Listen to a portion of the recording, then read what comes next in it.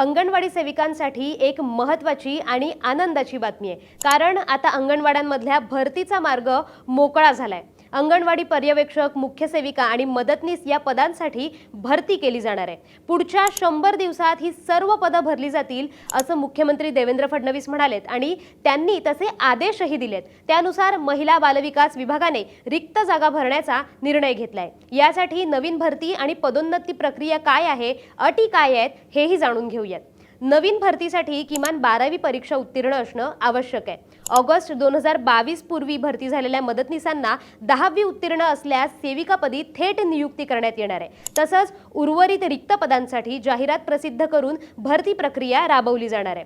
तसंच यासाठी ग्रामीण भागात, स्थानिक ग्रामपंचायतीतील तर शहरी भागात संपूर्ण महापालिकेच्या क्षेत्रातील उमेदवार पात्र ठरणार आहेत। याच्या निवड प्रक्रियेमध्ये लेखी परीक्षा नाहीये। राज्यातील महिलांसाठी अंगणवाडी सेविका आणि मदतनीस भरतीसाठी लवकरच अधिकृत जाहिरात सुद्धा प्रसिद्ध केली जाण्याची शक्यता आहे। अशाच ताज्या घडामोडी जाणून घ्यायच्या असतील तर साम डिजिटलला फॉलो करा।